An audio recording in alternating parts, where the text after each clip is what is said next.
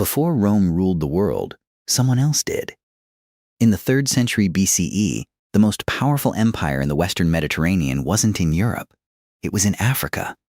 Carthage sat on the coast of what is now Tunisia, a city of 500,000 people, the largest city in the ancient world outside of Alexandria. Its harbor was an engineering marvel, a circular inner harbor for the war fleet, an outer harbor for merchant ships, capable of housing 300 warships at once. Carthage controlled everything: Spain, with its silver mines, Sardinia and Corsica, Sicily, the breadbasket of the ancient world, the entire North African coastline, a trading empire stretching from the Atlantic to the borders of Egypt. Its ships ruled the Mediterranean. No other fleet could challenge it. And its army, the most sophisticated mercenary force the ancient world had ever assembled, drawn from Numidian cavalry, Spanish infantry, Libyan spearmen, Balearic slingers, was nearly unbeatable. Rome at this time was a regional Italian power, still fighting its neighbors. Carthage was a global empire, and when these two powers finally collided, the result would determine the course of Western history. The First Punic War began in 264 BCE over Sicily. Rome had never fought a naval war in its history. Carthage had the most powerful navy in the world. By every measure, Rome should have lost. But Rome did something extraordinary. It captured a wrecked Carthaginian warship, reverse-engineered it in 60 days, and built a fleet of 130 ships, the largest navy in Mediterranean history, from scratch. Then it invented a new weapon, the corvus, a spiked boarding bridge that could be dropped onto an enemy ship, locking it in place. Rome couldn't win a naval battle the traditional way, so it turned every sea battle into a land battle. The war lasted 23 years, a generation of fighting, hundreds of thousands dead. Rome won. Sicily was lost. Sardinia and Corsica were taken while Carthage was distracted by a mercenary revolt. Carthage rebuilt. And it found something even better than Sicily: Spain, the Barca family. Carthage's greatest military dynasty, spent 20 years building a new empire in the Iberian Peninsula. Silver mines, loyal soldiers, and one particular son who would come to define the ancient world. His name was Hannibal. Hannibal Barca was 9 years old when he begged his father to take him to Spain. His father Hamilcar made him swear an oath at the altar before he'd allow it, an oath of eternal enmity toward Rome.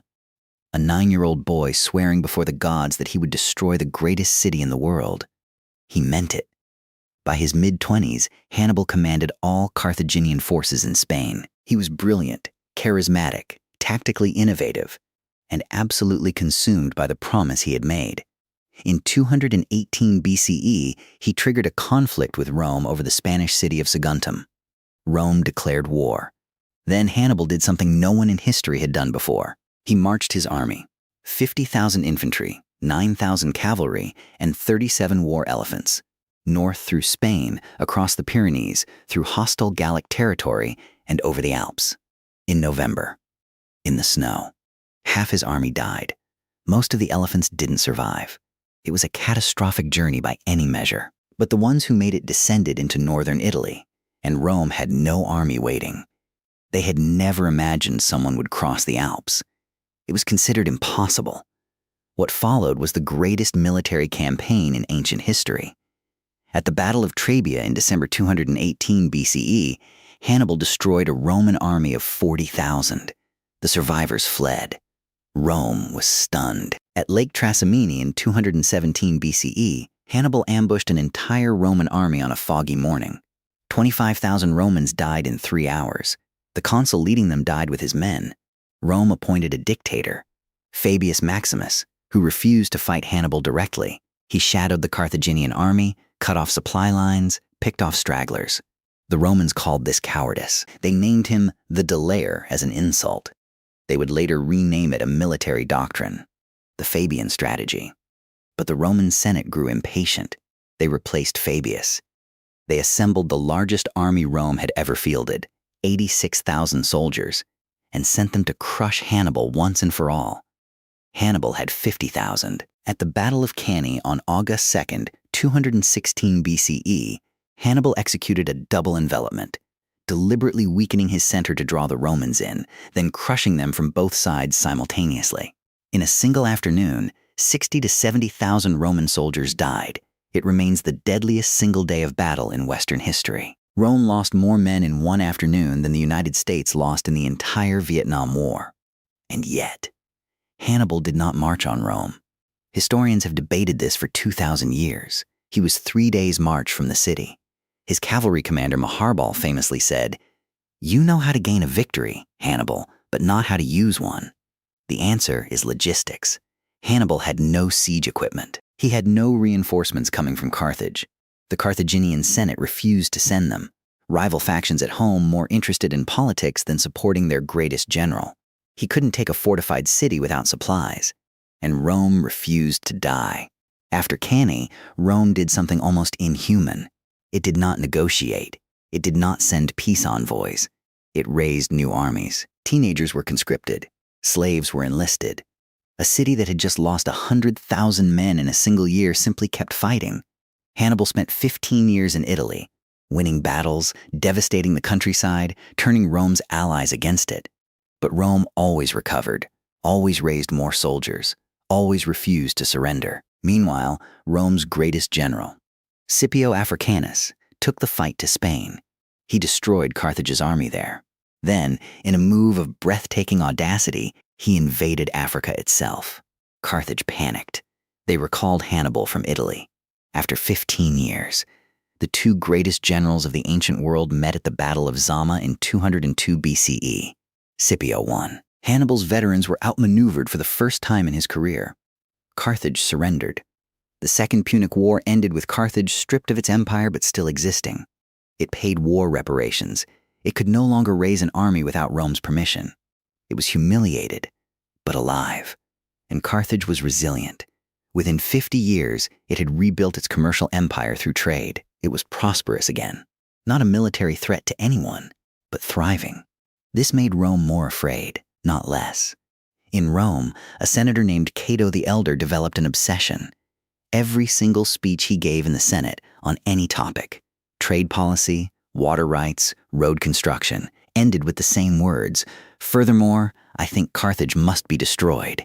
Every single speech. For years. In 149 BCE, Rome manufactured a pretext.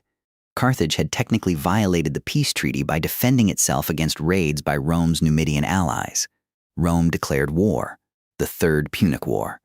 Carthage sent envoys begging for peace.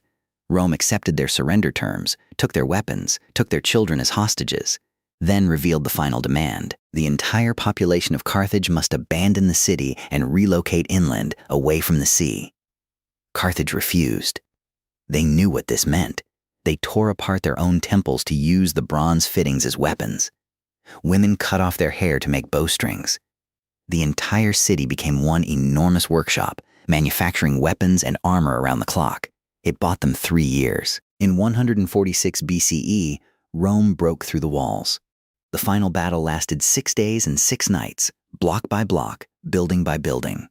When it was over, 50,000 survivors were sold into slavery. The city was burned. The walls were demolished, stone by stone, and the site was left cursed, never to be rebuilt. But destroying the city wasn't enough. Rome also destroyed the history. Carthage was one of the most literate civilizations of the ancient world. It had vast libraries, hundreds of years of written records, philosophical and agricultural texts. After the fall, Rome distributed some texts to its African allies, and then simply allowed the rest to disappear. Every history of Carthage we have today was written by Greeks or Romans. The Carthaginians did not get to write their own story. Their gods were demonized. Their practices became the defining image of their civilization. Their military genius was remembered only through the lens of Roman fear. The very word Punic, from which we get the term Punic Wars, came from the Latin word for Phoenician. The Romans used it as a slur. Punic faith meant treachery. They took the name of a people and made it synonymous with dishonesty. And it worked. For 2,000 years, Carthage was the villain of Western history. Rome was the hero. Modern archaeology has slowly changed this.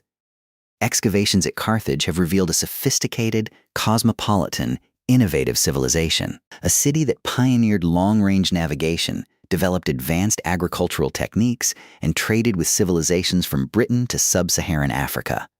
A civilization that might have shaped the world very differently, if it had survived. Instead, we remember Rome. The winners always write the history. And the losers? The losers get erased.